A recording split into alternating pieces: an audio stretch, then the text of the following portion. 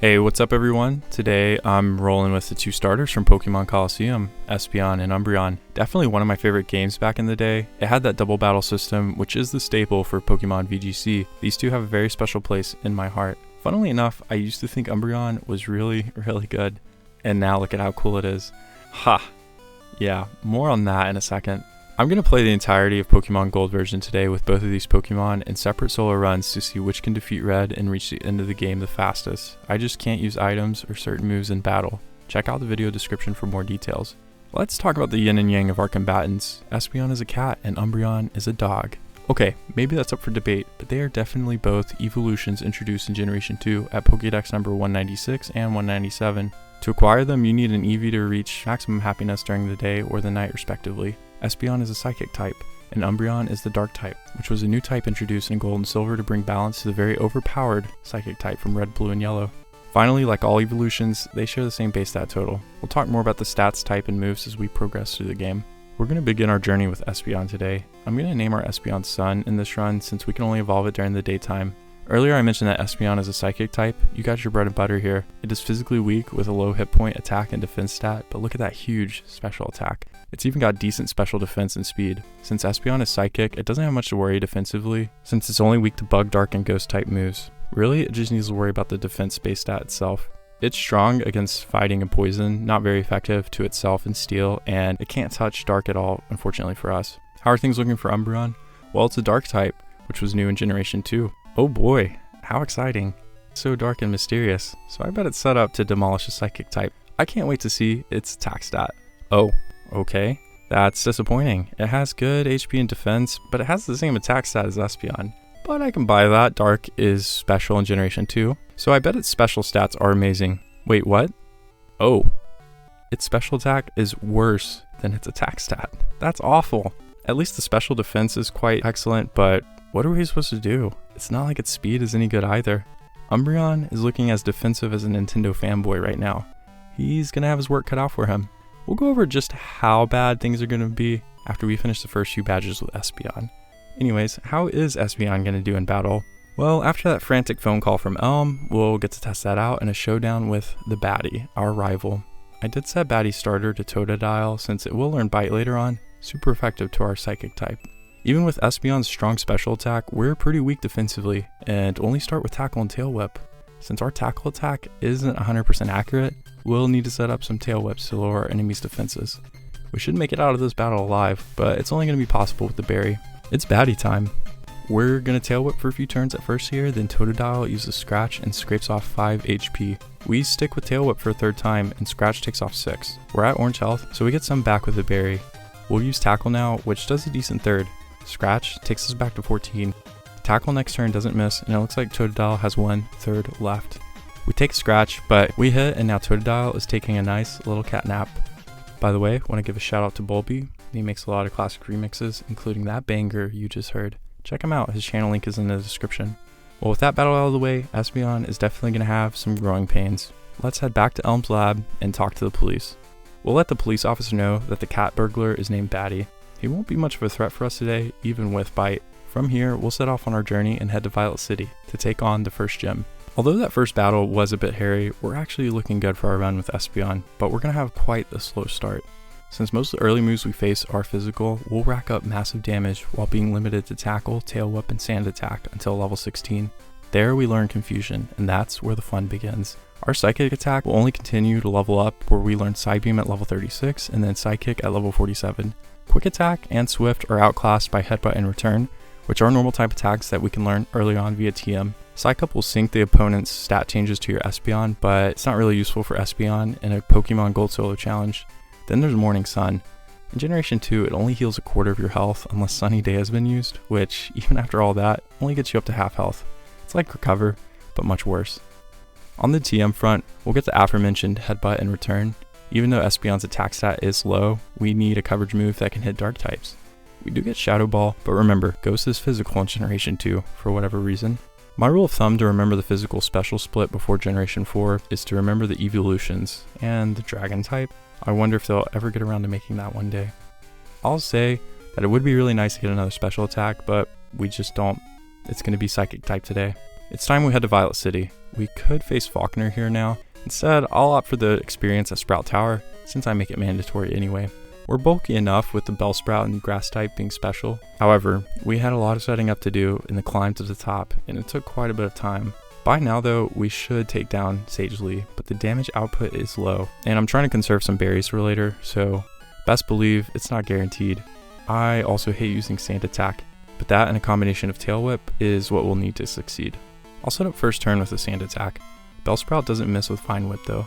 I switch to Tail Whip next turn, and then Vine Whip lands for critical. Not the best start, but I use Tackle next turn, doing about a third. Vine Whip doesn't crit this turn, so we can finish off the Bellsprout just fine over the next 2 turns. We level up to 10, which is good, since we still have 2 Pokemon left. Next is Hoot Hoot, and I can't believe I'm saying this, but we need to worry about Tackle. We use Tackle ourselves, and yeah, that might be a 4th. Its Tackle does 5. Things aren't looking so hot, but I keep rolling with Tackle, and now this is looking more like a 5-hit knockout. But then Hoot Hoot misses. We use Tackle again, and Hoot Hoot uses Foresight. This cat definitely has 9 lives with this luck. We hit one more time and leave Hoot Hoot with a smidge. It does switch back to Tackle, leaving us with 12. We finish it off, but there's still 1 Bellsprout left. We'll stick with Tackle, and that might be enough for a 3-hit. It uses Growth. We hit again, but I'm hoping for no crits from Vine Whip. Bellsprout lands with 5 here, but no crit, and 1 more Tackle finishes the Bellsprout. We level up to 11, and Sprout Tower is finished. I am interested to see how things will go at Faulkner. His flying type Pokemon could whittle us down. First up in his gym is a trainer with a level 9 Spearow. If we can get past him, we should be okay to face Faulkner. Let's test that out. We strike first with Tackle, and we're looking at 4 turns here, but Peck from Spearow only does 5. We'll manage then. Looks like that training at Sprout Tower will pay off. The next few turns pretty much follow the script with no crits or misses.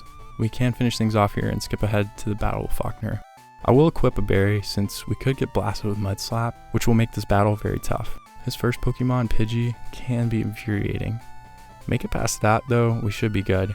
The last few runs, Faulkner's Pidgey has opted for Tackle over Mud Slap. Since I'm guessing it prioritizes the damage output, let's see if that holds true here. I could go straight for damage, but instead I use Sand Attack. Gotta fight fire with fire. However, Pidgey uses Tackle and misses. Alrighty then, nothing to be afraid of. I switch to Tackle and stick to Tackle for a few turns. We don't miss and finish off the Pidgey with only 6 HP missing. Sweet. Faulkner sends out Pidgeotto next. I use a Sand Attack for good measure, but its Gust lands for 6, which is pretty powerful, but it'll be fine. I do switch to Tail Whip since we can rely on our berry. Gust takes us down to 21. Now we use Tackle and take off a quarter. Then Gust misses next turn. Alrighty then. We take Pidgeotto to orange, and it takes us to orange. Our berry kicks in, bringing us to the green. However, next turn, our Tackle misses as well as Gust next turn, so not much happened there. Then we use Tackle next turn, and whoa, critical. We level up to 12 and secure the first badge. Next up, we're headed to Azalea Town. Along the way, we snag our HM Architect, Wooper, and I teach Mud Slap, which we acquired from Faulkner. It will help keep things speeding along as we face hikers with Geodude and Onix until we acquire Confusion very soon at level 16.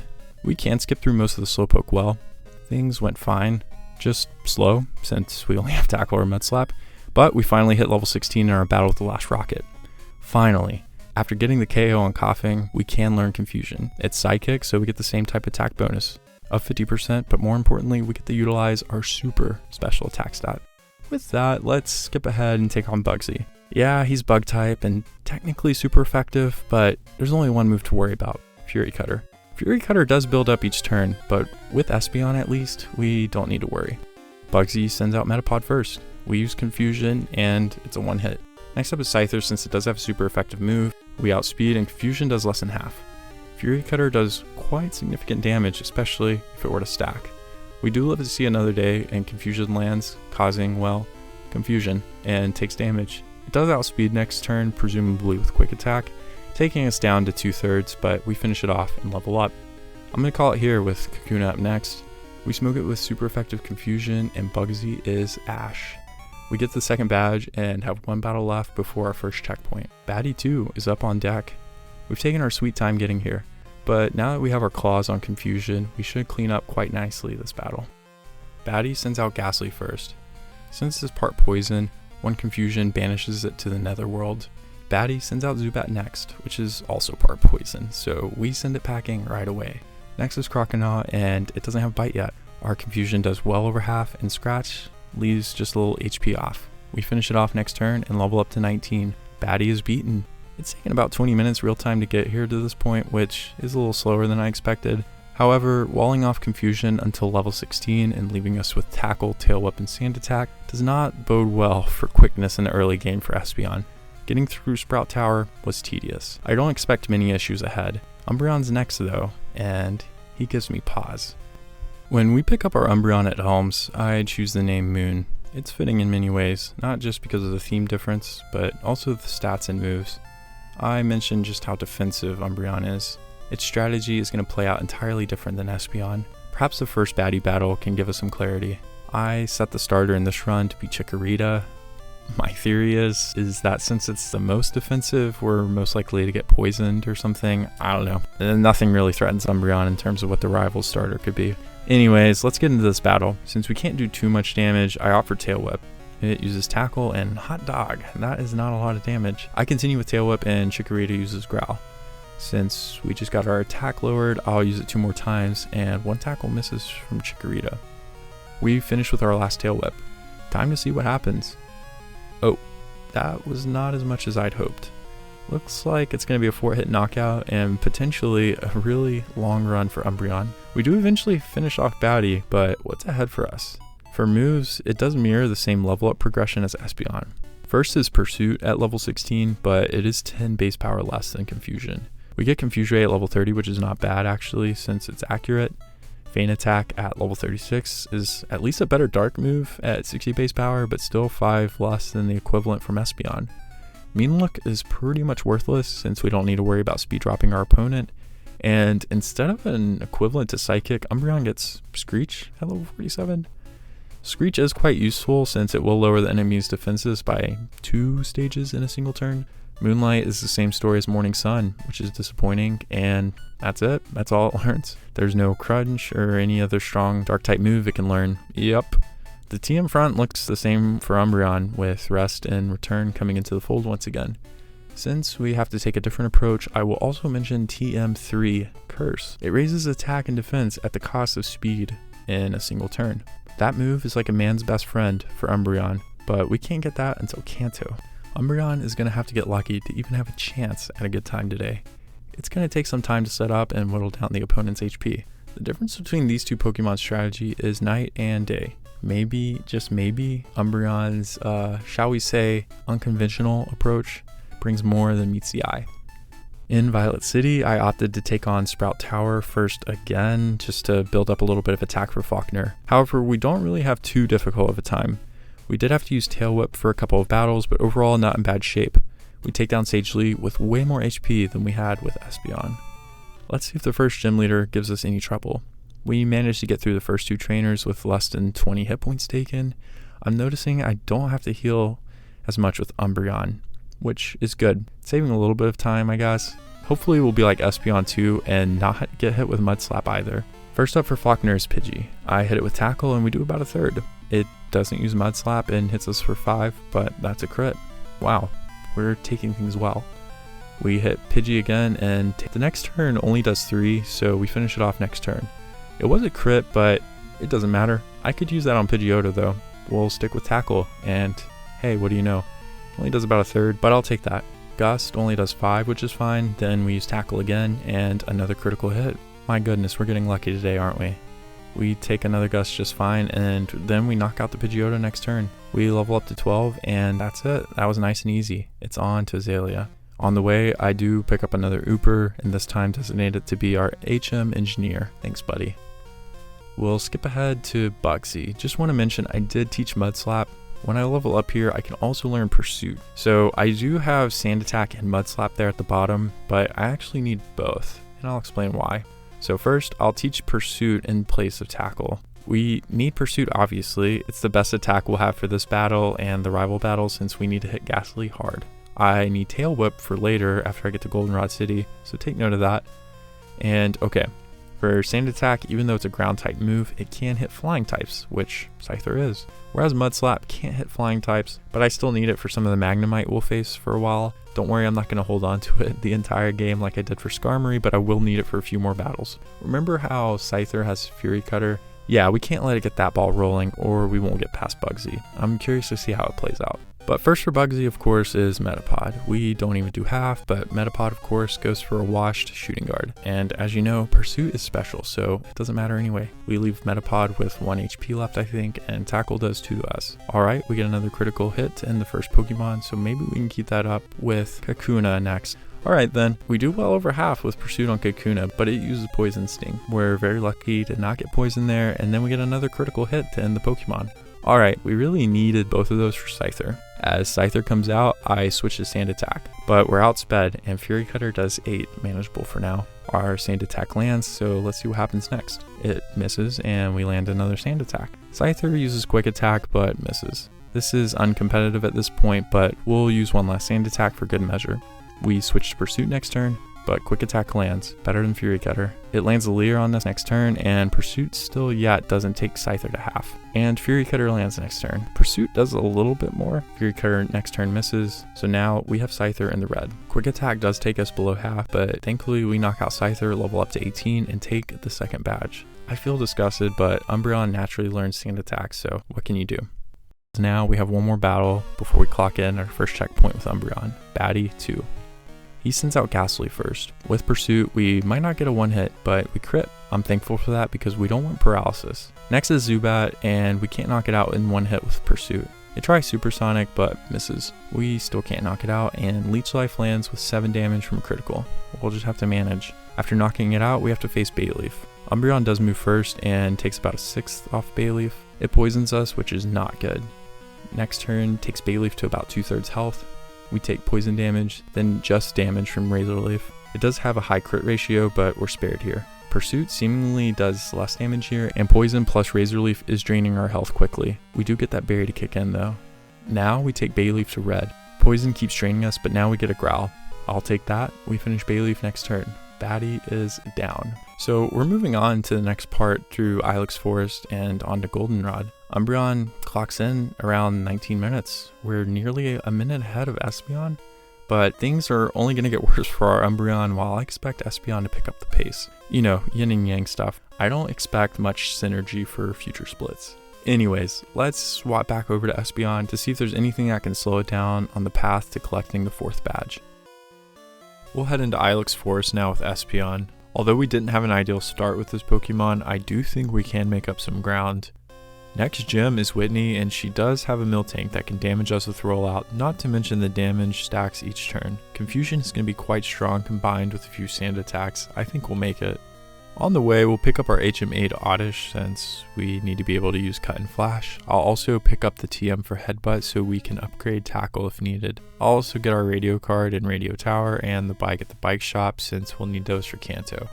I'll also clear out any mandatory trainers just so we're prepped for Whitney. We finish up training at level 22, so not too over leveled, but it should be enough. Let's see how that battle goes. First up for Whitney is Clefairy. It can use Metronome, which is always a gamble, but we'll roll with Confusion. It does over half. Clefairy uses Metronome, and it lands a Flamethrower, which we only take 9 from. We knock it out next turn, and it's on to Miltank, which I may have underestimated. We'll see.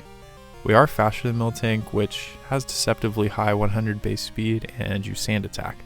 It uses Rollout and manages only 6 damage, but that'll build up quickly. We'll use Sand Attack one more time, but Rollout lands again and does 11. I make a mistake and use Tail Whip. Whoops, did not mean to do that. We don't pay for our mistake since Rollout does miss. This time I will select the correct move in Confusion, and it does close to half, folks. Miltank tries to Stomp, but misses. We then land with another Confusion and get the crit. The Miltank is knocked out and we level up. Quick Attack is hardly useful since we have Headbutt at our disposal, but it's better than Tackle for sure. And that's it for Whitney. It's time to head to Ecruteak. We can pick up Kenya, our fearless flying bird companion. Thanks to Hastum for the tip. Sudowoodo is not much of a challenge on the way, it's just a 2-hit from Confusion. Taking down the ladies is not much of a challenge either, but I did teach Headbutts so that we can actually take out the Umbreon. Once we pick up Surf, we will face off against the Baddie and Burn Tower. Keep in mind that in Gold version, this battle is optional, but I like facing him since he only gets easier from here. This time, his Crocodile will know Bite, and he's acquired a Magnemite. We don't have the best moves to respond to the Magnemite, but hopefully it doesn't paralyze us too early in the battle. Haunter and Zubat should be straightforward still. He'll be a good test before Morty's gym. Let's take on the baddie. First up to bat is Haunter. We'll stick with Confusion and it gets obliterated. Baddie does send out Croconaw next. Confusion from Espeon does over half. Its Bite does only 14. Incredible. We finish it next turn, but the battle's not over yet. Magnemite is next. We don't have much of a choice but to continue with Confusion, which does over half to Magnemite, even though it's not effective. It hits back with some Confusion of its own. So we hit ourselves next turn and then get boomed with Sonic Boom. We're at orange health and I'm profusely sweating. Nah, we snap out and knock out the Magnemite next turn with one foe left. Zubat is decimated by Confusion and Baddie is burned. Not the simplest Baddie battle to be sure, but it's about time for Mortimer. He will be easier since he has ghost types, none of which are mono ghost types, mind you. Good old Johto, ignoring any Pokemon that could have actually made this battle difficult. We'll go ahead and see how that goes. When we enter battle, Morty sends out a Ghastly, and you might notice that my PP on Confusion is depleted. I didn't bother healing or equipping a Mint Berry to wake us up before put to sleep. That's how confident I am. Ghastly is down. Next is one of Morty's Haunters. It can't withstand a Confusion either. Gengar is next, and it probably could have stood a chance, but not with such a high special attack. We level up, and since Swift doesn't miss, I'll teach that over Headbutt for now, but Return is heading our way pretty soon, so we won't be using Swift very much. Finally for Morty is his second Haunter, and it's all one hits on Morty. We defeat him at around the 33.5 minute mark. That's a 13-minute split for Espeon there, which is pretty quick. That's more of what I was expecting, and it should continue as we delve deeper into the game. How does Umbreon handle Whitney and Morty? We'll head into Ilex Forest with Umbreon and pick up our HM employee in Oddish, as well as Headbutt, which I'll teach over Sand Attack, and that's it. We can't really do much else. I do pick up an Abra so that we can teleport later. I'll explain that in a second. I also train up to level 24 before taking on Whitney. You might be wondering, why don't you pick up Dig? And that's because Umbreon doesn't learn Dig. I'm a bit surprised by that, but apparently the Eeveelutions could only learn Dig beginning in Generation 3, so there you go. Dig would be quite useful to break up Whitney's rollouts. I think we'll have to use Mud Slap for this battle, and hopefully only use it for utility until we get a better move. Time to take on Whitney. First for her is Clefairy. I'll use Headbutt and hope for a flinch. We don't get it, and it uses Double Slap instead of Metronome. I like the damage we're doing here, so maybe I was a bit too conservative for what's coming. Miltank is out and it outspeeds, but rollout misses. We use Mud Slap, which as expected does nothing, and it was a crit. It does land a Stomp, but we take it like a champ. Another Mud Slap continues to lower the Miltank's accuracy. Next turn, Stomp misses and Mud Slap lands. We continue our barrage, but another Stomp lands in the midst of our slinging. We do manage a crit, but Miltank is well over half. Hopefully that's enough. I switch to Tail Whip to finish our setup, and Stomp misses. We've got one defense drop. Stomp misses again as we register our second defense drop. Stomp misses yet another time, and Tail Whip number 3 goes to work. Is it enough? We switch to Headbutt, Stomp misses, Headbutt lands, and Miltank hangs on. Now I'm expecting Milk Drink. It does replenish its health, but Headbutt looks like a range. It uses Milk Drink again, but one more Headbutt finishes off the Miltank. We've defeated Whitney, but it took some time. We can head on to Ekritique. Earlier I mentioned we picked up the Abra. It has Teleport. Looking ahead, we've got Chuck to worry about. He's Fighting type. Luckily, you can go out of order, so I think I'll take on Price before Chuck, which means we won't have Fly. But with Teleport, we can save some time. But let's not lose sight of what's ahead. We have the Sudowoodo battle, and that could be bad since it has Low Kick, a Fighting type move, and Flail, a move that builds power the lower your health is. Either way, neither is good for Umbreon. We'll use the Squirt Bottle on Sudowoodo and give it a shake. I guess I can keep using Mud Slap though, so I'm sorry. It does about a 6th. Low Kick still lands, doing about the same to us. We're not out of the woods yet though, since Flail could trap us. We hit with Mud Slap and it crits, and it mimics and learns Mud Slap.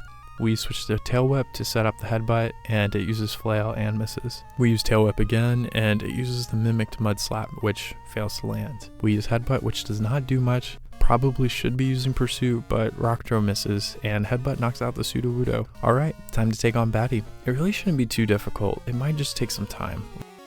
We've got Haunter first, but we haunt it with Pursuit. I don't know if the crit mattered, but we're moving on. Next is Zubat. It could confuse us or Leech Life us, but instead we get a nice flinch from Headbutt, so we're moving on next turn after we knock out Zubat. We have Magnemite next, and Mud Slap does decent damage, but it's not enough. It tries Supersonic but fails, so we knock it out too and move on to Batty's Bayleaf. We switch the headbutt and smoke it for over half thanks to a crit. Does use Reflect though. In my haste, I use Headbutt, which predictably does nothing. Razor Leaf only does 7 though. Switching to Pursuit next turn is enough and Batty is beaten. We'll take on Morty next. Before we do that, we will pick up a Mint Berry next to Ecruteak on the route to Olivine. This will wake us up if we get put to sleep. That's only possible if we can't knock out Morty's Pokemon in one turn, which we definitely won't, believe me. While blasting through Morty's trainers, we do pick up Confuse Ray after hitting level 30. We can Kiss Mud Slap goodbye. This is a ghost type move, so we technically could use it here, but it's advantageous to be hasty and not hang around too long. With that in mind, let's battle Morty. First is Ghastly, which we will use Pursuit with confidence. I think it's enough, and it is. Haunter is up next, but all guarantees are out the window now. We use Pursuit and Outspeed at least, but that is not good enough. It uses Nightshade, not Curse, thankfully. Pursuit finishes the Haunter. Morty sends out his second Haunter next, and we'll stick with Pursuit since I don't really want to use Confuse Ray, and we get the range we need and knock it out. Alright, we just need to do at least half to Gengar and we're gold. We hit with Pursuit, and by the edge of our teeth, we sneak into the orange regime. It uses Mean Look too, so we can hang on to this berry if we need it later. We knock out Gengar, level up to 31, and Morty is ghosted. Umbreon secured the dub at 35.5 minutes. Umbreon has fallen behind Espeon by 2 minutes, but remember, Umbreon was ahead at the last checkpoint. Still though, things aren't going as bad as I thought they would for Umbreon. To collect the next 3 badges for our combatants may create an even larger divide. We'll showcase that by returning to Espeon's run.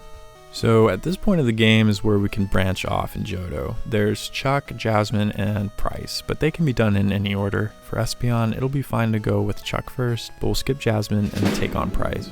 Steel resists Psychic type, but with Psywave in our arsenal later, we should be able to take her on. We'll get the fetch quest for the medicine from Jasmine, and in the meantime, head to Cianwood to pick that up and fight Chuck. Since we can learn Fly here, we didn't need an Abra for Espeon's run. There's no point in showing us blasting the rest of Chuck's trainers, but should Chuck get some luck, he could muck up Espeon's perfect run. So first for Chuck is Primeape, and I mean, it's Primeape, so one confusion will be enough. Chuck sends out Poliwrath next, and we use Confusion. It hangs on though, but Hypnosis misses, and that's it for Chuck. We get the 5th badge. Nice and easy. We'll head out and pick up Fly. There we can return the medicine to Jasmine, but like I said, we'll skip her battle for now and head to Mahogany Town to take on the Rockets and Price. About 8 minutes later, we have defeated the first half of the Rocket Sandwich. Now we can try to slide our way through Price's gym. Unfortunately, we can't avoid this trainer, but we'll skip the footage here. Now we can slip our way around and around here until we reach Price. If you can't tell, Price has Ice Pokemon. It's a neutral matchup. Unfortunately for Price, we're level 37, so we'll get to showcase our new move Psybeam for the first time now.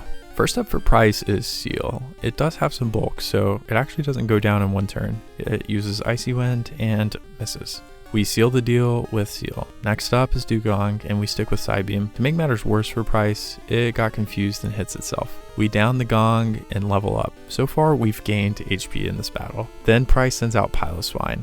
Our damageless streak should end here. It uses the all-powerful Blizzard and misses. Price does use a Hyper Potion, but over the next 2 turns, we'll take Piloswine down. No damage at all. Price is schooled, baby. We can head back to Olivine to pick up the 7th badge. Jasmine could be tough, but I think we can keep up the momentum here. Her steel types resist our attacks, and we can't get paralyzed by Magnemite. Espeon will be holding on to a Paralysis Cure Berry, but Steelix with Iron Tail could be quite devastating. Only one way to find out.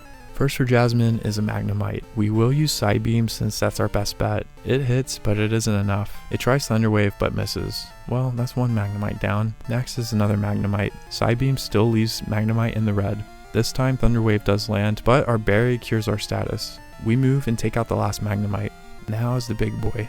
His sprite is so big, it literally connects to the edge of my screen. We move first with Psybeam and it does about a third, but Iron Tail misses. Excellent. Then even better, Psybeam hits and does incredible damage from a crit. To add insult to injury, Steelix also gets confused.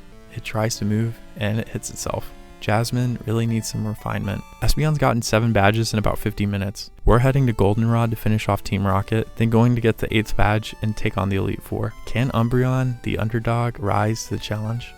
With Umbreon, we'll take on Price first. While at his gym, we do level up and learn Feint Attack, our strongest dark type we're going to get today with Umbreon.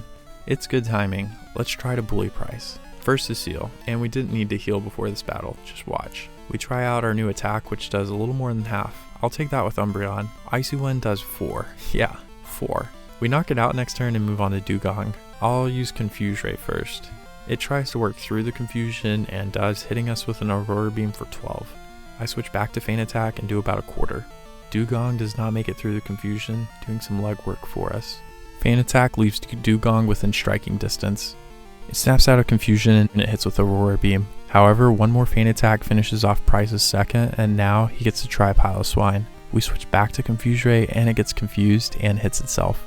I try Tail Whip now to get its defense down and it hits itself again. We use Headbutt now and Piloswine is stupefied with a flinch. Price uses a Hyper Potion, delaying the inevitable.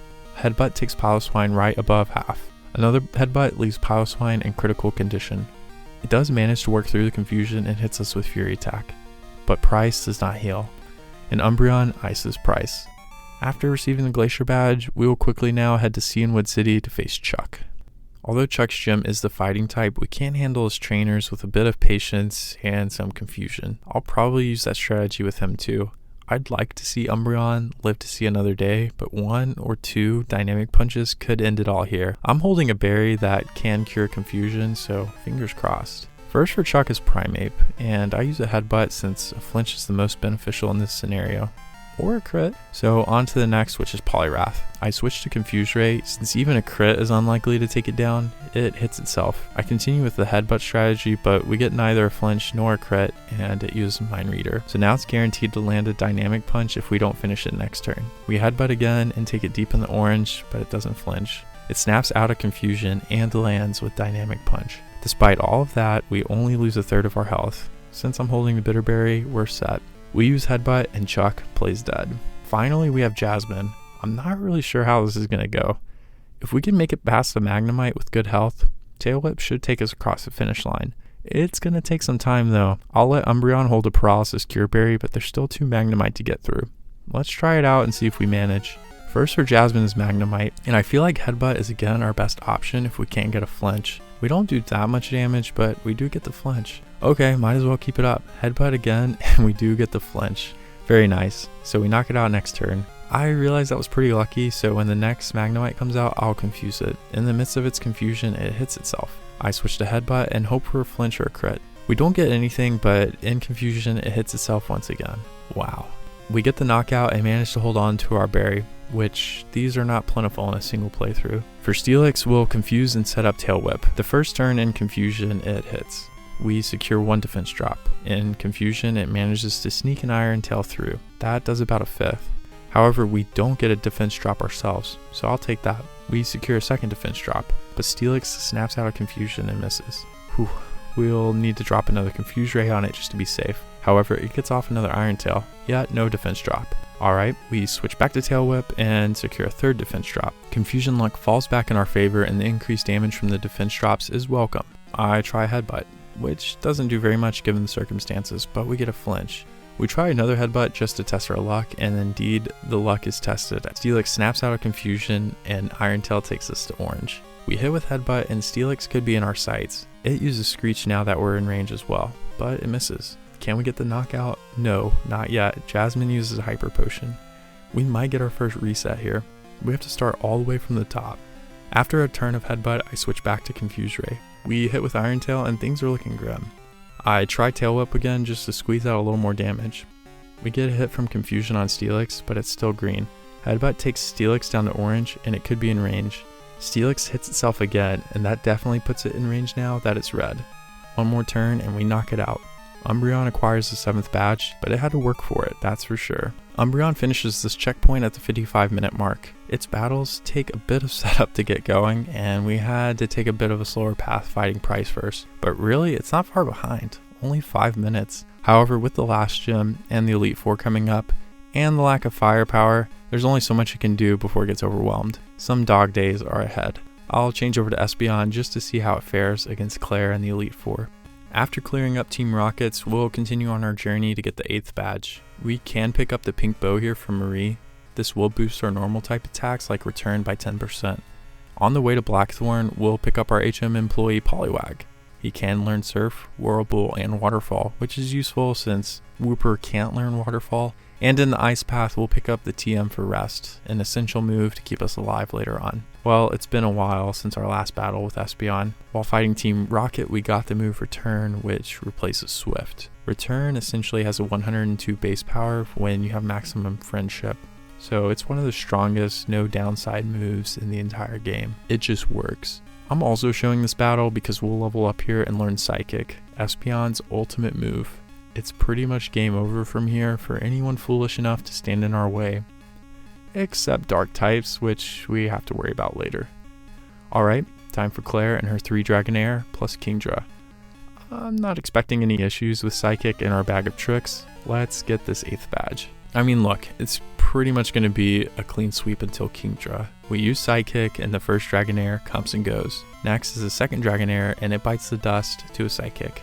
The third Dragonair also meets its demise with a single press of the button. Finally, there's Kingdra. We use Psychic and it takes a big hit, yet it hangs on. It uses Hyper Beam, which does moderate damage, but it's not nearly enough. We finish it off next turn, level up to 48, and acquire the 8th badge. We're off to the Indigo Plateau, and we only have one major hurdle left for Espeon, Karen, and her Houndoom. It's Dark type, so we can't use Psychic. It has Crunch, which is strong and super effective. That's pretty much it. I don't see anything else being a threat. Before we start the Elite Four, we have one more showdown with Batty.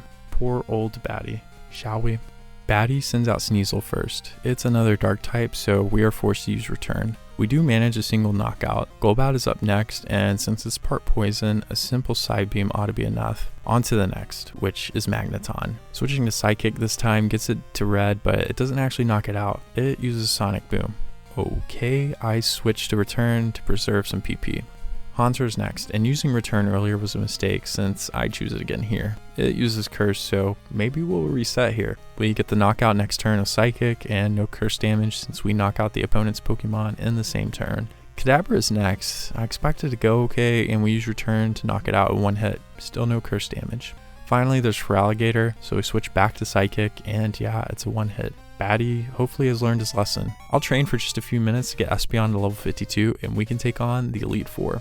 First up is Will, and as always, if there's a will, there's a way. All his Pokemon are part Psychic. I don't know why, but I thought Jinx was part Dark type until researching while writing the script. It's Psychic Ice type. So anyways, Will could be a nuisance since we'll rely on either Return or a diminished Psychic. It's time to battle.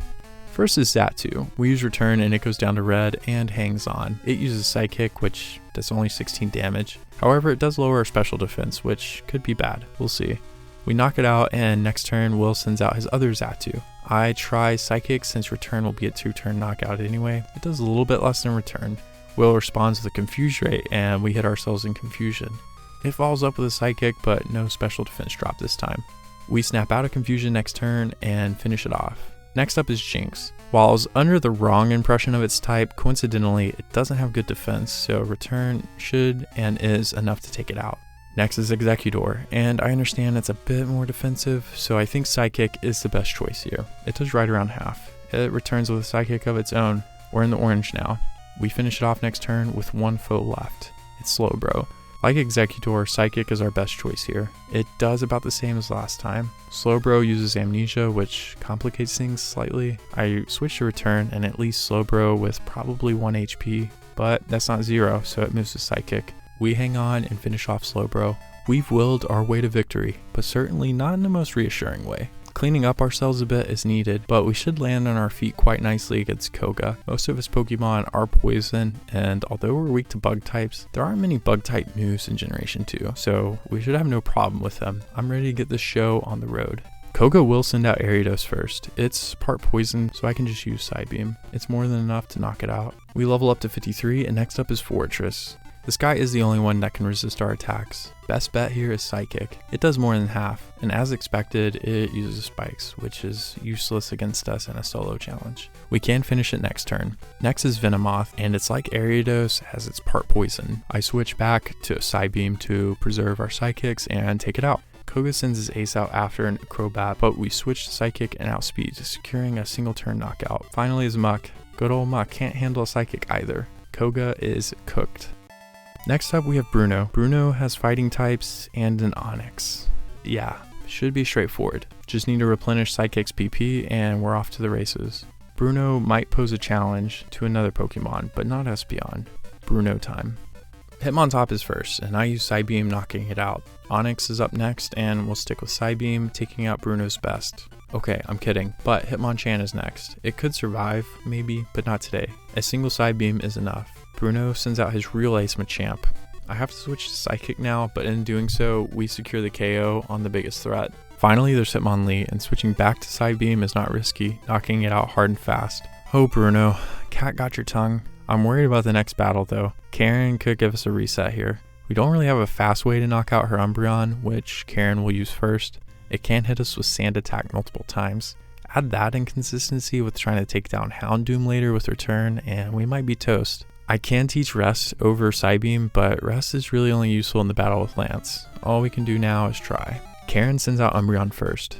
This is a fun matchup for sure. We're forced to use Return here. It doesn't even do half. Oh man. It uses Sand Attack and lands. Not good. We do hit it again next turn, but Umbreon hangs on. It uses Confuse Ray, so we can't see or think straight. As a result, next turn we hit ourselves for pretty good damage. Then Umbreon uses Feint Attack and takes us down further. Our Return misses next turn, and we take another Feint Attack. Next turn we fight Confusion and make it through, and luckily our attack lands, but folks, we have only taken down one Pokemon. Next is Murkrow, and I think Rest might be useful. However, Feint Attack from Murkrow does over 40 damage. I miscalculated. I didn't even think it was that strong, but it's just weak defensively. It's fine in its attack stats. So we wake up and get one chance to try knockout. We can't even get it, securing Espeon's first reset. Since I don't save between Elite Four members, I run through the gauntlet again pretty quickly. I feel certain that we can make it much further than that if we got a little boost. So after Bruno, I decide we should use some rare candies right here, right now. We'll level up from 54 to 58. If your level ends in 8, you get a favorable damage calculation in that last battle with Karen. I saw 2 missed opportunities to get to half health with Umbreon and a 1-turn knockout with Murkrow using Return. If we try at level 58, it should let us cruise to the finish line. At least I'm hoping. Time to rematch Karen. Not gonna let Umbreon get away so easily this time. Karen sends out Umbreon, and with our Espeon, we use Return. It does over half now. Surprisingly, Karen uses Confuse Ray. If we can work through Confusion and get the knockout, that would be huge. We do make it through and get the knockout. Oh, what? How does that happen? Umbreon does decide to go with Feint Attack at least, but still. We do snap out of Confusion, so we gain back some consistency for what comes next. Can we get the one-hit knockout? Yes, we can. Murkrow is beaten, but now Karen sends out the big bad wolf, Houndoom. How are we getting past it? I think about Tail Whip for a second, but I think Return's the way to go. Doesn't get the knockout though. Houndoom uses Crunch. Uh-oh. Fortunately, since Dark is special, we can take it relatively well. Karen uses a Max Potion next turn, but we finish the Houndoom moving twice in a row. What's next? Well, Karen has 2 poison types. Gengar is first, and Psychic banishes it to the Shadow Realm. Vileplume is after, and Psychic does more of the same. We've defeated Karen, and it's time to prepare for Lance. I'm actually less worried about this than what we just faced. We'll need to restore health and do some PP management, but Psychic and Rest should carry us through. Espeon will get us moment here soon. Let's take on the champ. First is Gyarados. We'll use Psychic and take it down to red. It uses Rain Dance. Alright, we finish it next turn with Return. A benefit of Rain Dance is that this Dragonite out next knows Thunder. We use Psychic and it too ends in the red. It uses Thunder Wave here. I guess I still have the Pink Bow equipped since we're paralyzed, but no matter. We can take a Thunder like a champ, but it uses Hyper Beam. Guess it favors the weaker defense here. We're paralyzed, but we'll get an opportunity with the recharge next turn. We are able to move now and knock the Dragonite out. On the next Dragonite, I debate using Rest, but opt for Psychic first. It moves with Twister, a pretty weak attack. It takes the Psychic deep in the orange. I do think it's time for Rest, and it uses Hyper Beam, confirming my suspicions. Luckily, we can move, and the Rest is activated, restoring our HP and curing paralysis. We get a turn of no activity since Dragonite must recharge, and next turn, it uses Hyper Beam again. We wake up and take it out with Return. Next is Aerodactyl, and we outspeed with Psychic, and it gets fossilized quickly. Next is Charizard, and I wonder if Psychic can take it out. We move, and its health slowly depletes to 0, so that leaves one Pokemon standing between us and the Hall of Fame. Lance sends out his last Dragonite, the Ultimate Menace. We use Psychic, doing massive damage, and it uses Safeguard. Yes indeed, Lance does use a full restore, but ladies and gentlemen, we've secured the cheeky dub. 2 more turns, and Espeon has defeated the champion Lance and entered the Hall of Fame. It took about an hour and 28 minutes. That's fast. There's still Kanto ahead for Espeon, but we also need to see how things shake out for Umbreon at Claire, the Elite Four, and Red. Does Umbreon have that dog in him? On the way to Blackthorn, we snag our HM homie Poliwag in Umbreon's run. We can head to Claire's just to see how things will go at her gym. Just to showcase where we're at in the battle before Claire, we're at level 48 and we've picked up Screech and Return. Screech is actually quite clutch for the way Umbreon plays. At this point, however, Umbreon requires more setup than a Bridezilla's wedding. Nevertheless, Claire shouldn't be too much of an issue. I'll hang on to the pink bow, risking the paralysis since we're bulky enough to handle her attacks. Let's get that badge. First for Claire is Dragonair. We'll use Return and it doesn't knock out our Pokemon. As a result, we get paralyzed pretty quickly. Next turn it moves first, but Dragon Breath only does 15. We knock it out next turn, but I'd like to see that crit when it matters. Maybe next time? Out next for Claire is another Dragonair. It blasts us with Dragon Breath for just a little less than last time. Return goes through and does a little bit more, but still not enough. We take one more Dragon Breath before downing the Dragonair. Claire rounds out her Dragonair trio and continues her Dragon Breath strategy. Return does get off despite the paralysis, but yet we're a smidge away. We take our 5th Dragon Breath and we're still over half health. Finally for Claire is her Kingdra. I'll switch to Confuse Ray now, but before we can try it, it uses Hyper Beam. We're in the orange now, but Confusion does take effect. So far we've lucked out with the paralysis. I switch to Screech, but while Kingdra recharges, we do get paralyzed. Okay, let's try that again. This time Kingdra uses Surf and our Screech goes through, but we need to start handing out some damage. We switch back to Return and get hit with Hyper Beam in the process. However, we manage to hit with Return and it's enough for the 1-hit knockout. Excellent. We level up to 49 and we finish the 8th gem, but in critical condition. Let's get going. We can grab one more item in the Dark Cave after Blackthorn City. We'll need to use Flash, but once we light our way, we can head up here and up and around, climbing on the entrance. I think it's a cool effect to see the entrance below our steps. But we continue to head northwest and there's a shady character in the corner up here. He'll give us the black glasses. This item boosts dark type moves by 10%. It'll be useful for the battle with Will. It's on to the Elite Four. There's honestly only one trainer in Umbreon's way for the Hall of Fame, Bruno. His Machamp's Cross Chop is the strongest fighting type move next to Dynamic Punch with 100 base power, but it has higher accuracy and a high crit rate. Yeah, we'll need to survive one if we want to win, but that's it really. Despite Claire giving us some problems, I think with the moves we have in Rest Later, we can manage the Elite Four. We'll skip the rival battle and head straight in. We're at level 53 now, so will have the willpower to withstand our mighty Umbreon? Well, everything is psychic type, so probably not. First is Xatu, and Faint Attack makes it faint in 1 turn. Very good. Next is Executor, but it's over easy with a single turn. I'm proud of Umbreon. The next Xatu is also sacrificed in a single blow. Slowbro is next, and it does manage to withstand a Faint Attack. However, it forgets where it's at with a mistimed Amnesia. No damage yet, and there's one Pokemon left. It's Jinx, but it's cursed in a single return. Will is down, and Koga is next. Let's not waste time and head straight in. We'll switch in the pink bow to boost our return, and it's time to unleash Umbreon on Koga. First is Ariados. We'll use Return, but it does manage to survive. Since he uses Double Team, we can switch to Faint Attack next turn and knock it out. Next is Venomoth. It can poison us, so I'll use Screech to ensure we can finish it in 2 turns. It lands, but in the process we get confused. I switch to Return, hoping we don't hit ourselves, but we manage and knock it out. Next should be Fortress, and it is. It's quite bulky as a steel type, but it'll use spikes for the first turn, so we can set up a Confuse Ray and a couple of Screeches with minimal risk. Even with Confusion, it does use spikes. It has Protect, so hopefully we can get some luck to go our way. We are still confused, but we work through our confusion to use Screech. It uses Swift and gets a crit, but that's okay. We snap out of Confusion next turn and get off another Screech. Fortress also snaps and hits with Swift, getting another critical. Wow. I do set up Confusion again, and this time Fortress hits itself, doing significant confusion damage. Now I think we're ready. We use Return and get it down right above Red. Please don't self-destruct. And it uses Swift. We finish it off next turn. Muck is up next. I set up Confuse Ray, but it breaks through and uses Acid Armor, negating any potential with Screech. So I use Faint Attack, which does a quarter. It hits itself too. We use Faint Attack again, and it might be in range. It hits back with Sludge Bomb, which does good damage, with yet another crit. To make matters worse, we get poisoned. We need a knockout here. We knock it out next turn thanks to our crit. Still, one Pokemon left. I underestimated you, Koga. It's Crobat. Our chances are slim. I use return, but it outspeeds with double team. We do hit though with return thankfully and do half. Poison does 25 damage, so we can't miss here. Koga then uses a full restore. Oh no. We are left with 25 HP and need a spark. I have to stick with return even through evasion. Crobat outspeeds with wing attack, but we power through. Umbreon connects with return and we have defeated Koga just hanging by a thread. Holy smokes. Let's heal up and keep in mind we're not out of the woods yet. Bruno is coming up. I use a full restore to cure poison and restore our hit points. I also use a PP up on Confuse Ray, which I could have used earlier, but you never know. Now I'm going to check PP. Things look okay for Bruno at least, so let's head in. Before we begin though, I should use my rare candies. I think we can use all of them here.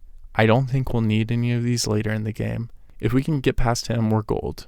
By the time we use our rare candies, we hit level 60, maximizing any damage we can do. Time to ride. First up for Bruno is Hitmontop. It's defensive and has dig, so a Confuse Ray is in order. It hits itself and we can use return next to finish it off. Next out is Hitmonlee. We need a knockout or we could pay the price. I use return and we do have enough to take it down. After is Hitmonlee. We're dark, so no matter what it's going to use Mach Punch. It outspeeds and does about 25 damage, nothing devastating. What is devastating however is our return, surprisingly. We might have a little more bite in us than I thought. We'll put that theory to the test next as Bruno sends out Machamp. I switch to Confuse Ray hoping to trip it up. We get what we're looking for with a hit. Next I use return and it takes it to red, but then it snaps out of confusion. We brace ourselves. Cross chop lands and we're in the green. No crit. Excellent stuff. But Bruno uses max potion. I think return did enough, but we'll find out soon enough. The first return does over half, so we get the knockout next turn. Wonderful. But there's still one Pokemon left, Bruno's ace, Onix. We'll switch to Feint Attack here and get the knockout in a single sweep. Bruno is back to the pound. We'll heal up and restore some PP. I don't think Karen is much trouble since we're able to take most of her attacks. Curse could be bad from Gengar, but other than that, we'll trot on through. Let's face her now. Karen sends out her Umbreon first. We use Confuse Ray and hope for luck. It hits first turn. Next, we try return and take Umbreon to striking distance. It snaps out and blinds us with Sand Attack. Hopefully one Sand Attack won't take us down. Next we use return and miss. Then we get hit with Confuse Ray. A taste of our own medicine, I suppose. We work through confusion at least, but miss again. Please, no Sand Attack. Oh no. Oh yes. Let's get the knockout here. We don't snap out of confusion, but we do land with our return. Umbreon versus Umbreon is over. Next is Vileplume. I'm hoping we don't get paralyzed here. I have to think for a few moments, but I zero in on Confuse Ray. Unfortunately, it looks like we zeroed in on ourselves and take some damage. Vileplume tries Stun Spore, but misses. Next turn, we snap out of confusion and Confuse Ray does not miss. Vileplume trips up in the process. We use return and take it to red. Vileplume hits itself, but it hangs on. Can we knock it out? No, we miss. It snaps out and uses Moonlight, which doesn't do much, and next turn we knock it out. Alright, we managed to get out of that without getting paralyzed. Karen sends out Murkrow next, and return lands, getting us the knockout. We level up to 61, and there's 2 left. Houndoom is out. We use return and get the one-hit knockout. Wow, didn't expect that. Gengar follows up, and we follow up with Feint Attack, securing the win and a date with Lance.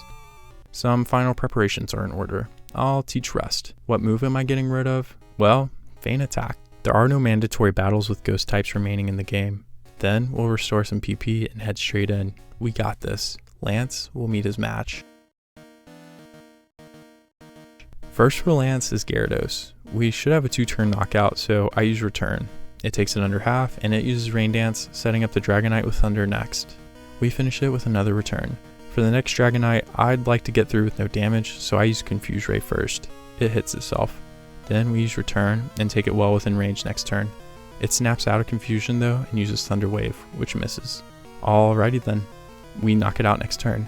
Another Dragonite comes out for Lance, but this one isn't very threatening. We use return and do over half. It does strike with Thunder Wave. I go for the knockout, but then it gets a critical Hyper Beam. Ugh. We also stay paralyzed, but at least it can't do anything next turn. I stick with return since we should be strong enough to take a few more hits barring any crits. We get the knockout and Lance sends out Aerodactyl.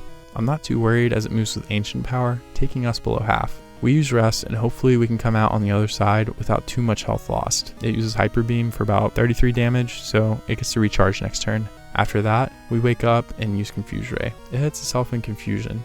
We use Return, but it doesn't do very much. I don't know if we'll have enough next turn to finish it. It does use Hyper Beam though, so we should secure the knockout anyway. Ultimately though, it doesn't matter. We get the knockout next turn and level up. We face Charizard next. It could sting with Flamethrower, so I try Screech. Unfortunately, we miss. Flamethrower hits for pretty good damage. We do get Screech to work this time, but another Flamethrower takes us to orange health. I decide to use Confuse Ray to buy us time with Rest. It hits itself in the process, and we drift off into a peaceful sleep. While we rest up, I'm thinking Umbreon should get a promotion for letting Charizard manage the battle for us. It goes to orange. Then as we continue to rest, Charizard stays productive. It does finally snap out, but we're looking prime coming out of rest. We use Return to finish it off, and Lance has one final Pokemon, Dragonite. I'll use Confuse Ray out of the gate, but it works through with Outrage. No matter, we'll use Screech next. As a result, it hits itself for significant damage. Then we smash it with a Return to Cinder. Umbreon has defeated the champion. That's a great result for Umbreon. We clock in at 1 hour and 32 minutes. We're about 4 minutes behind Espeon since we didn't have to reset. I'm perturbed to my core that Umbreon is even in this. This should have been a total blowout, and there's still Kanto ahead. Due to the volume of battles, we are going to lose more time. But believe it or not, things are actually going to get more consistent for us with Umbreon. We should be able to handle everything, even red, just fine. I'll condense things down, but let's head to Kanto with Umbreon. After smoking Blaine to acquire our 7th Kanto badge, there are only 2 battles left, blue and red. But before we head to blue, I'm going to check my trainer card for my ID and money values. Why is that? I'm not trying to flex with how much money I have. No, we're going to Celadon City. Here we can talk to a guy when it's nighttime to acquire TM3 Curse. Well, as is apparent when we step outside the gym, it's daytime. We'll fly to Celadon City and head to the back of the mansion to run upstairs. Once at the top, we can save and reset the game. We need a time jump.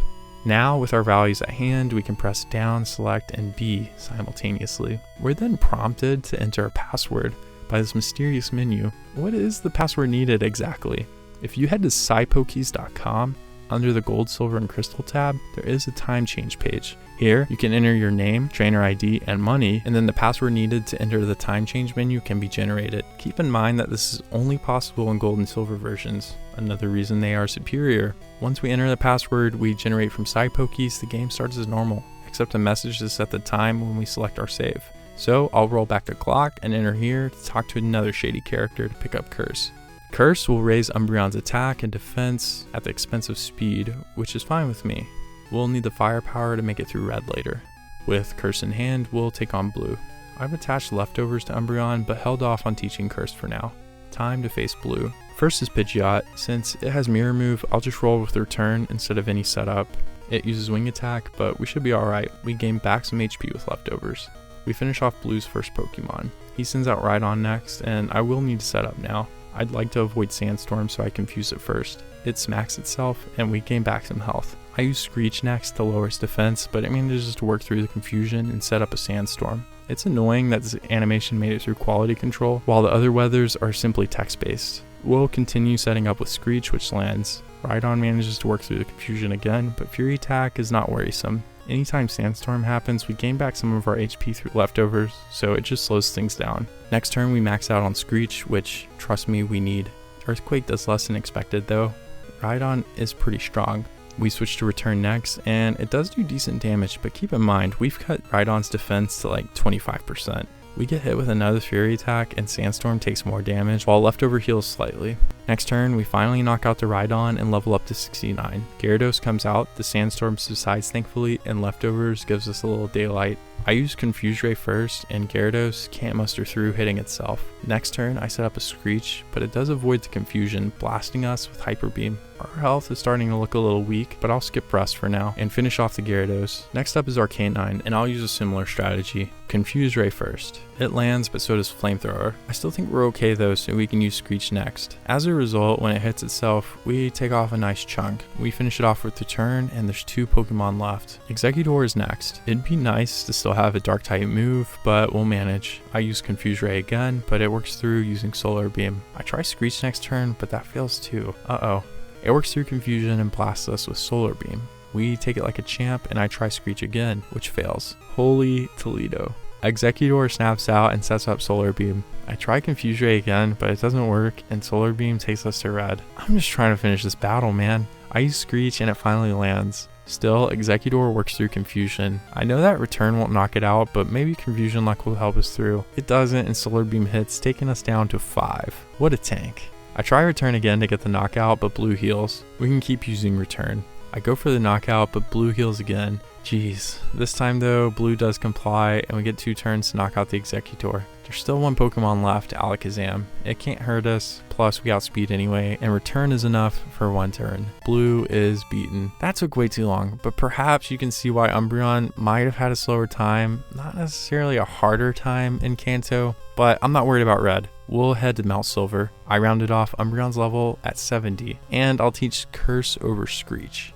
I also won't need to use all of our rare candies. At least I think so. How'll Umbreon fare in its last battle? Red sends out Pikachu first. We are underleveled compared to his Pokemon, so despite going for Return, Pikachu outspeeds with Charm. We don't even do half. I can't use Curse yet since it'll just continue to lower our attack. I stick with Return and Thunder Strikes for 50 damage. Return doesn't take it out. Next turn, Red uses a full restore on Pikachu, so it'll live to see another day. Since it does outspeed, we won't be able to move twice in a row, so it follows up with Thunder. I decide to use Confuse Ray just so we can minimize the chance at paralysis. I also switch to Curse, but Pikachu works through the confusion, taking us right around half. Hopefully we can strike at the perfect time, which is now as Pikachu hits itself. We follow up with Return and move on to the next. Snorlax is next. Not ideal, but we'll have to work our way through. With 1 Curse used, we still outspeed with Confuse Ray. I'm thinking we can sneak some setting up in. Snorlax hits, so we can continue with our strategy. Umbreon uses Curse, and Snorlax does not hit, but instead uses Amnesia, which is fine with me. Even with a 3rd Curse, we still outspeed, and Snorlax again uses Amnesia. Since it snapped, I switch back to Confuse Ray, but now we're outsped. Snorlax body slams for minor damage thanks to Curse, but we get paralyzed. That's not too devastating though.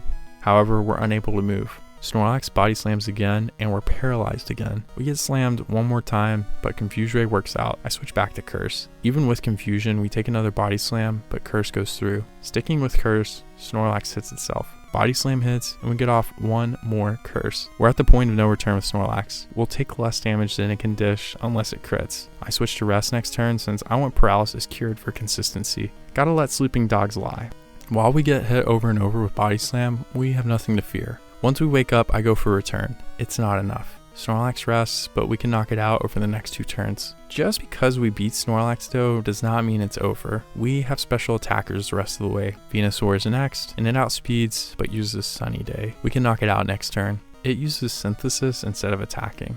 Return finishes it off. With Sunny Day, that means Charizard's Flamethrower will do massive damage. It's up next, and it uses Flamethrower. It does a ton of damage, but there's no crit or burn. Charizard isn't very defensive, and we should and can knock it out. 2 left, and it's Blastoise next. It tries Blizzard, which could freeze, but misses. Return will not knock it out, so we're not clear yet. Red makes a crucial mistake and uses Rain Dance. We finish it off. Fittingly, Red sends out his last Pokemon, Espeon. We've got the Versus Challenge in the final matchup here, folks, but Espeon is no match as it uses Swift. It cannot handle Umbreon's might, as Return is enough. Umbreon has defeated Red in under 2 hours, with an in-game time of 7 hours and 30 minutes at level 71 and 0 resets. I did not expect these results at all. That being said, we still have to see if Espeon can match Umbreon's success. Arriving at Blue's Gym, I'll also give Espeon the leftovers. We're doing pretty well on time. This battle should be less tedious than it was for Umbreon, right? Well, first is Pidgeot, and we still have Psychic, and we will use Psychic. It takes out Blue's lead. Next is Alakazam, so I'll use Return. It does hang on since we are 2 levels below where Umbreon was at this point. It tried Disable but failed. On to the next in Rhydon. We'll switch back to Psychic thankfully, and it sweeps through all of its health. Blue sends out Gyarados next. We continue with Psychic, but it actually survives. A Rain Dance isn't much to worry about though. Blue does use a full restore, but he only uses it once, so we can eventually knock out the Gyarados. Next up is Executor. It's part Psychic, but also defensive, so Return doesn't even do half. It uses Leech Seed, but we ought to be okay. I switch back to Psychic just for fun, but it does about the same damage as Return. Egg Bomb misses too. Blue also uses a full restore on Executor.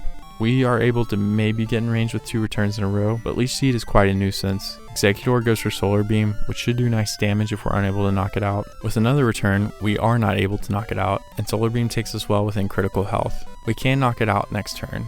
Finally, there's Arcanine. We can switch back to Psychic, and it is left in critical condition, but it's able to use its Flamethrower, threatening us as well. But we hang on and knock it out next turn. We level up, and Blue is defeated.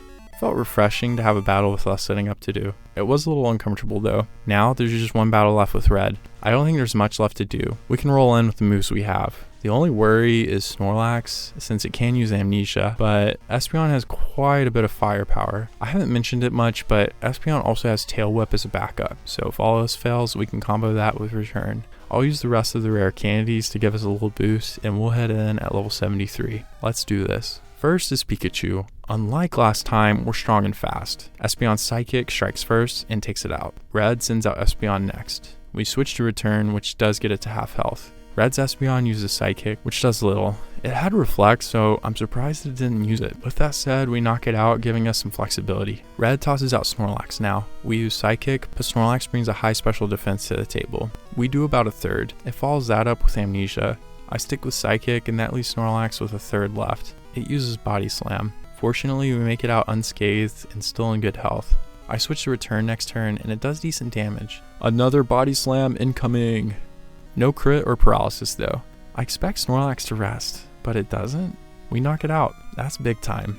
Red calls upon Charizard next. Contemplate using rest, but Flamethrower can churn through our HP, so I'll use Psychic instead. Psychic does more than half, and Flamethrower does take us in the red, but we hold on. Espeon knocks out the Charizard next. Blastoise follows. It could use Rain Dance. It likely will use Rain Dance, but we're at pretty good time right now, so rest should be safer. Turns out to be the right choice because Surf does more damage than I expected. Blastoise doesn't waste any time though. It continues with Surf all the way through our rest. By the end, we'll actually be back in the red, which begs the question, why wouldn't Red use Rain Dance for one of those turns? The boosted attack could have finished us. No matter, as we finish Blastoise next ourselves, leaving us with one final matchup before the end, Venusaur. It's part poison, so even with low health, Psychic ends it in one turn. Espeon finishes at level 74 and Red is defeated. It took Espeon about an hour and 52 minutes real time with a game time of 6 hours and 37 minutes with one reset. That is an amazing feat. So when should you train your Eevee? Espeon does finish the game at faster times, but Umbreon is certainly consistent and can't die. But look, I'm quite aware that Umbreon had probably the most insane luck I've had yet in any of my runs. Espeon is pretty easy to use. It had a tough time in the beginning with knocking out opponents, but once it learned Psychic moves, the rest is pretty much history. We did have to reset at Karen since we can't really do too much to Dark types, so that is a negative. Umbreon is so defensive and pretty unique in terms of its strategy, so it was interesting to use. It just requires way too much setup, even in relatively simple battles. Still though, to clock in at the time it got was totally unexpected. I thought it would be left in the dust, but it was just one step behind, like Espeon's Shadow, and trading at a few different splits. I'll give Espeon an A- just because it could use a better coverage move, and Umbreon a solid B since relying on Mud Slap and Confusion is not ideal, but at least it's salvaged by its defense. All in all, you can't really go wrong with either, but Espeon is certainly the path of least resistance. If you want to see some offensive powerhouses, I recommend watching Charizard vs Typhlosion next. If you liked more of the interesting strategies and bad puns, I recommend watching Tauros vs Miltank. Let me know what you think in the comments below and subscribe if you haven't already. See you next time.